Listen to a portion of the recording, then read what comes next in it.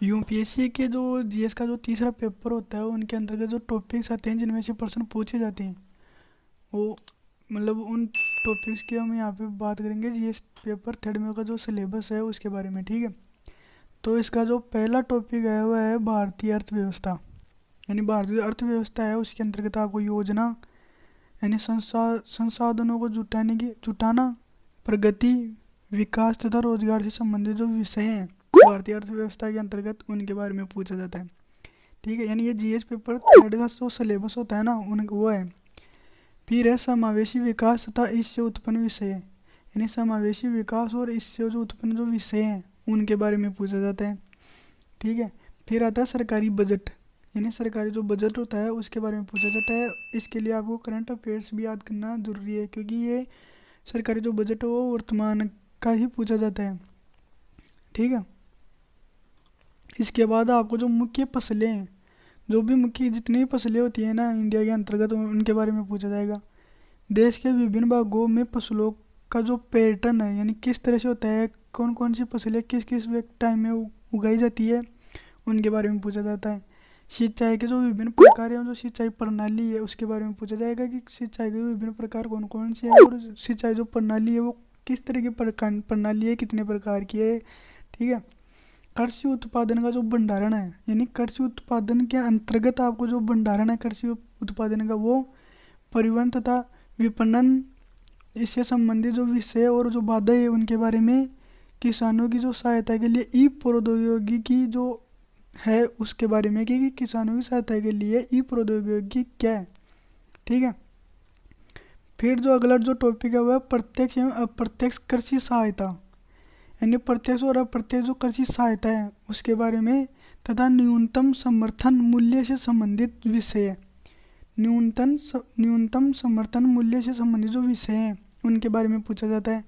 जन वितरण प्रणाली ये एक टॉपिक है जिसके अंतर्गत आपको उद्देश्य यानी जन वितरण प्रणाली का उद्देश्य, कार्य, सीमाएं और उनके सुधार इनके बारे में पूछा जाएगा, ठीक है।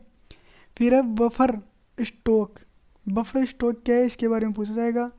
खाद्य सुरक्षा संबंधित विषय है, खाद्य सुरक्षा संबंधित से जो भी जितने विषय होते हैं उनके बारे में पूछा जाता है। प्रौद्योगिकी मिशन कि प्रौद्योगिकी मिशन क्या है, ठीक है। पशुपालन संबंधित जो अर्थशास्त्र है उसके बारे में पूछा जाता है, यानी पशुपालन से संबंधित अर्थशास्त्र जो जितने भी टॉपिक्स होते हैं उनके बारे में पूछा जाएगा, ठीक है। फिर आपको जो भारत में खाद्य प्रसंस्करण एवं संबंधित उद्योग, भारत में खाद्य प्रसंस्करण एवं संबंधित उद्योग है उनमें कार्य क्षेत्र एवं महत्व इनके बारे में पूछा जाता है। स्थान, ऊपर और नीचे की अपेक्षाएं, आपूर्ति श्रृंखला प्रबंधन, ठीक है। फिर है भारत में भूमि सुधार, ये टॉपिक भी यानी जीएस पेपर थर्ड के अंतर्गत पूछा जाता है कि भारत में भूमि सुधार, ठीक है। उदारीकरण का अर्थव्यवस्था पर प्रभाव कि उदारीकरण का अर्थव्यवस्था पर क्या प्रभाव पड़ता है। औद्योगिक नीति में परिवर्तन तथा औद्योगिक विकास पर इनका प्रभाव, औद्योगिक नीति में इसका क्या कौन से परिवर्तन होते हैं तथा औद्योगिक विकास पर इनका क्या प्रभाव पड़ता है उनके बारे में पूछा जाता है, ठीक है। फिर अगला जो टॉपिक है वो बुनियादी ढांचा, जिसके अंतर्गत आपको ऊर्जा का जो बुनियादी ढांचा है वो बंदरगाह, सड़क, विमानपत्तन और रेलवे इन सभी के बुनियादी ढांचे पूछे जाते हैं, ठीक है। फिर जो अगला टॉपिक है वो निवेश मॉडल के बारे में आपको पूछा जाएगा कि निवेश मॉडल क्या है, ठीक है। फिर अगला जो टॉपिक है वो है विज्ञान एवं प्रौद्योगिकी, जिसके अंतर्गत आपको विकास एवं अनुप्रयोग, विज्ञान एवं प्रौद्योगिकी के विकास एवं अनुप्रयोग, राजमर्रा के जीवन पर इनका प्रभाव, यानी राजमर्रा के जीवन पर इनका क्या प्रभाव पड़ता है उनके बारे में पूछा जाएगा, ठीक है। विज्ञान एवं प्रौद्योगिकी में भारतीयों की उपलब्धियाँ कि विज्ञान और प्रौद्योगिकी में भारतीयों की क्या क्या उपलब्धियाँ रही उनके बारे में। देशज रूप में प्रौद्योगिकी का विकास और नई प्रौद्योगिकी का विकास, यानी देशज रूप में प्रौद्योगिकी का जो विकास हुआ उनके बारे में और जो नई प्रौद्योगिकी का विकास हुआ उनके बारे में पूछा जाएगा। फिर आपको पूछा जाएगा कि सूचना प्रौद्योगिकी, अंतरिक्ष क्या है पूरा, उसका अंतरिक्ष का आपको पूरा पढ़ना पड़ेगा। कंप्यूटर को मतलब पूरा तो नहीं पढ़ना पड़ेगा, जो टॉपिक्स हैं मोस्ट इंपोर्टेंट उनके बारे कंप्यूटर के बारे में पढ़ना पड़ेगा, अंतरिक्ष के बारे में पढ़ना पड़ेगा। रोबोटिक्स कि रोबोटिक्स के बारे में पढ़ना पड़ेगा। नैनो टेक्नोलॉजी इसके बारे में पढ़ना पड़ेगा, नैनो टेक्नोलॉजी क्या होती है। बायोटेक्नोलॉजी क्या होती है इसके बारे में। बौद्धिक संपदा अधिकारों से संबंधित विषयों के संबंध में जो जागरूकता है उसके बारे में पूछा जाएगा। ठीक है। फिर है जैसे संरक्षण से संबंधित पूछा जाएगा पर्यावरण, प्रदूषण और संरक्षण। ठीक है। पर्यावरण प्रभाव का आकलन कि पर्यावरण प्रभाव का जो आकलन होता है उसके बारे में पूछा जाएगा। आपदा और आपदा प्रबंधन कि आपदा और आपदा का प्रबंधन क्या है उसके बारे में पूछा जाएगा आपको। विकास और खेलते उग्रवाद के बीच जो संबंध है उसके बारे में आपको पूछा जाएगा। आंतरिक सुरक्षा के लिए चुनौती उत्पन्न करने वाले शासन विरोधी तत्वों की जो भूमिका है उनके बारे में आपको पूछा जाएगा कि आंतरिक सुरक्षा के लिए जो चुनौती उत्पन्न करने वाले जो शासन विरोधी है उनकी जो तत्वों की जो भूमिका है उनके बारे में पूछा जाता है। ठीक है। फिर आपको पूछा जाएगा संचार नेटवर्क के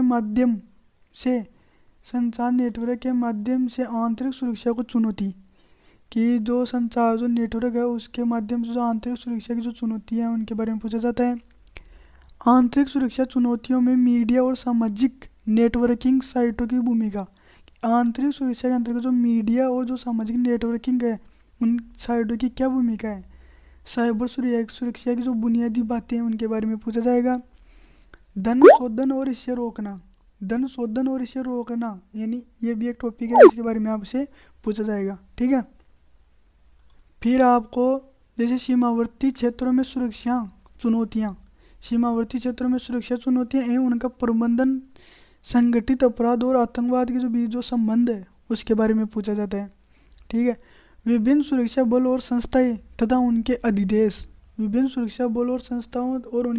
के बारे में आपसे पूछा जाता है। ठीक है। ये जो है वो जीएस पेपर 3 का सिलेबस है, यानी इन्हीं के अंतर्गत आपको जीएस पेपर 3 के अंतर्गत प्रश्न पूछे जाते हैं। अगला जो वीडियो होगा वो होगा जीएस पेपर 4 के अंतर्गत। जीएस पेपर 4 का जो सिलेबस है उनके अंतर्गत आपको कौन कौन से टॉपिक्स आएंगे वो मैं आपको बताऊंगा। ठीक है।